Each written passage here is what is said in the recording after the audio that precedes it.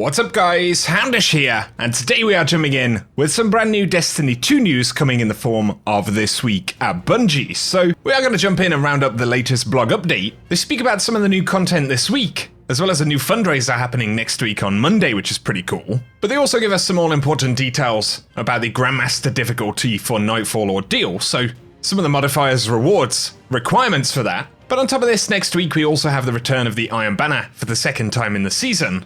And as always, we have a few other things to round up in the videos. So guys, as always, if you do enjoy this one, a rating really helps me out down below, but otherwise, let's get into it. So jumping straight into Twab, this week at Bungie, the final bunker opened for Season of the Worthy. But Bungie say we're only 1 month into Season of the Worthy, and we're not done just yet. The Grandmaster Ordeal is only a few weeks away, but before we share more info on that, let's talk about a new charity initiative coming up next week. So we're going to round that up, but it's also interesting that Bungie point out that Guardians made a new discovery in the bunker about Rasputin's efforts to track our enemies, and that is in reference to the kind of little pyramid ship cutscene that we had with Zavala Rasputin, and that preview of what is coming up further down the road. But for the charitable effort that Bungie mentioned for next week, and so they wanted to set something up to help out with the situation related to COVID-19. Of course, this is absolutely having a global impact, but also very much so one in the USA at the moment. And so on Monday, Bungie say we're invited to join them in their game rooms to talk about it in the form of a new fundraiser, but it appears they are actually going to give us details about exactly how the fundraiser works in a live stream on Monday. So that's Monday, April 13th at 10 AM Pacific.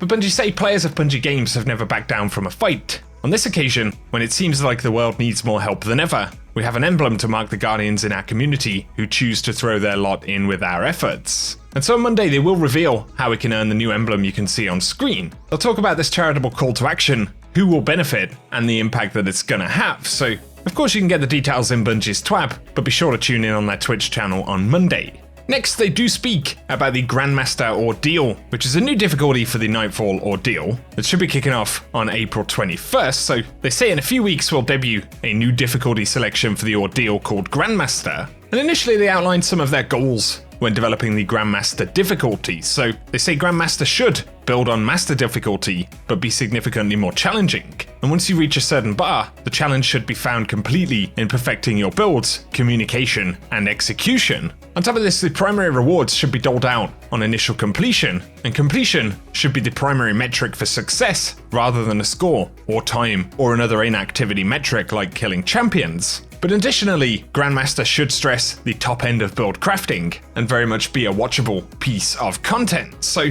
for the details, they say to attempt Grandmaster, you will need to be power level 1025, which is 15 power above the pinnacle cap, but will be 25 power below the activity, which will be set at a power level of 1050. We're also going to have something similar to the contest mode we introduced for Crown of Sorrow, and you will gain no extra advantage for being higher than 1025. We want this to require a mixture of pinnacle rewards and artifact power to get you prepared for this, but not make you feel like you had to put in a ton of extra hours over leveling the activity.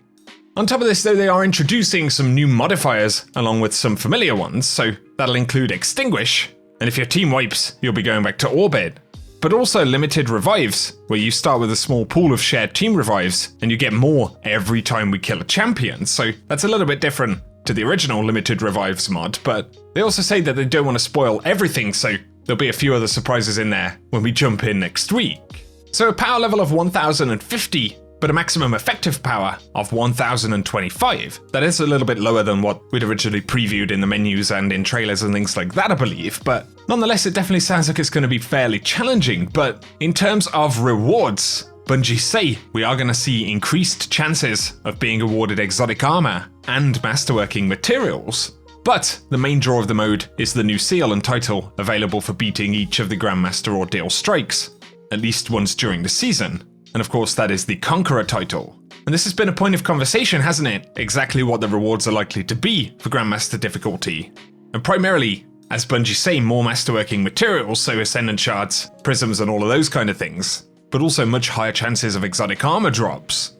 And so it is very much just the next level of that Ordeal Nightfall. And I know some players had hoped for, specific drops or things like that, potentially brand new exclusive rewards for it, so be sure to let us know what you think about those rewards down below. Although of course, as Bungie point out, there is the separate element of the new title, and that kind of being the primary pursuit for that new difficulty. So drop your thoughts in the comment section, and let us know as well if you plan to jump in when that content drops alongside the April update. But for the Iron Banner, they say that the second coming of the Iron Banner for this season is already upon us, and Lord Saladin will be setting up shop at the top of the tower, which means players have another shot at finishing the quest and acquiring the new bow, but of course the reprised seasonal armor, and all of the other standard Iron Banner rewards. So that'll be kicking off next week at 10 AM PDT on April 14th, which will run through to the 21st of April. And in addition, of course, we'll get bonus Valor gains also enabled throughout the week, so double Valor and then triple Valor over the course of the weekend.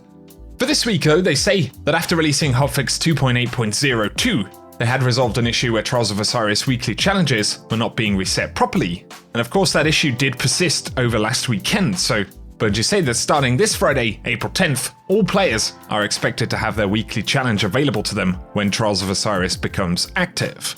And so hopefully no more silliness will be experienced right there. But finally, for a little known issues tab right here, and of course there is a full list of known issues. You can find that in the help forum or linked in Twab, which is linked in the description box below. But they do list that fully upgrading any Seraph bunker sometimes doesn't unlock the associated Warmind security triumph, and this issue is expected to be resolved in the next update. And then on top of this, Warden of Nothing doesn't give platinum rewards if one of the unstoppable champions is killed by a train. That's definitely unfortunate, isn't it? But finally, the dynamic charge perk doesn't activate on symmetry if shot through Titan's ramparts, assisted assault barricades. So a few additional fixes that Bungie are currently tracking. And once again, if you want any clarity on those details, the Twab is linked in the description. Now though, in some additional news and feedback to round up, some players have been pointing out continued issues with Handheld Supernova, so there are still some bugs and glitches which can enable grenades to instantly kill players, including an issue where you can actually attempt to activate Handheld Supernova while you're in Nova Warp. And if you do this, the grenade automatically detonates on your character. So Cosmo said, I've sent this to the team to investigate. They're already looking into the first case of the grenades blowing up in your face when you're looking down, and so they'll also look into that super issue. And of course there have been a bunch of nerfs and adjustments to Handheld Supernova, so it looks like some funky stuff is going on. Other players though did suggest that double loot will always be more interesting than double Valor, Infamy, or XP and things like that. And this is on the subject of players continuing to discuss what happened in the Nightfall last week when you could get double loot in the Warden of Nothing strike. And so DMG asked the question, do you think this is because of the instant gratification, so the pleasure of actually getting multiple loot drops, or is it because rank rewards are not up to par with Nightfalls? And I guess definitely the instant gratification element of it feels good for a player, but also maybe there is an argument that rank rewards could be improved in the game. But DMG also said, did you feel the same about destination challenges when Destiny 2 first shipped? We had a lot of feedback that challenges didn't feel appropriate, and so instead the shift to bounties was made. But now, bounties are felt to be a little bit overkill, as they are the main driver for XP and progression, so what would the ideal middle ground be? And I think really on the point of bounty grind, players generally would like to see more organic XP gains, or essentially XP being earned through activities and things like that, as you invest time into the game naturally, as opposed to feeling like you have to set separate time aside to go and kind of specifically farm for XP, right? I'd say that kind of addresses one of the global issues that players talk about, although there's definitely a lot of feedback about it, so be sure to give your thoughts down below. An interesting one to point out at this current moment is that Google Stadia is going to be opened up for everybody. So they say everybody, but there will be 14 separate countries where people can get free access to Stadia for 2 months. And so if you are ever curious to try Destiny 2 out on Google Stadia, of course you can launch it inside of a Chrome browser, or you can play it on your mobile and stuff like that. Who knows, maybe now is the time to do it. Although I suppose with a lot of people stuck at home where their consoles and PCs are, that probably isn't helping kind of game streaming platforms at the moment necessarily, or at least is taking part of that market away, right? Nonetheless, the link for Google Stadia and the article about that will be down below. But also something to point out is that Bungie had an interview with the new voice actor for Anna Bray in Destiny 2.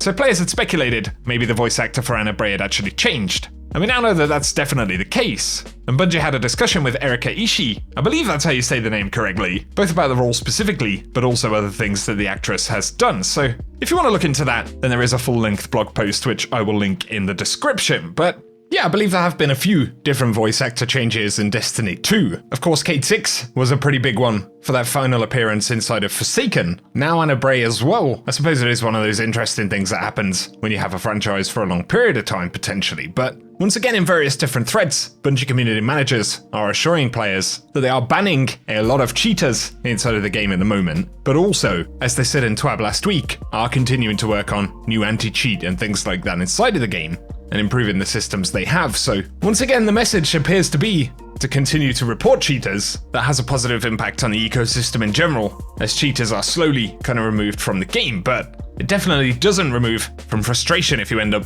losing a flawless run or something like that because of running into cheaters in trials. So I can 100% appreciate the frustration there from the community. Once again, give us any thoughts you have below, and you can use the report tools that they have linked on bungie.net if you need to. However, for today guys, that's all the stuff that we have to speak about in the video, so as always I hope you have found this one interesting, and be sure to give us your thoughts on any of the things that we've spoken about down in the comment section. If you have enjoyed it, a rating below also very much helps me out, and if you're new around here, be sure to get subscribed and turn on notifications if you do enjoy the content and want to be kept up to date with the world of Destiny 2. But otherwise guys, for now, thanks a bunch for tuning in, and I hope you have an awesome day.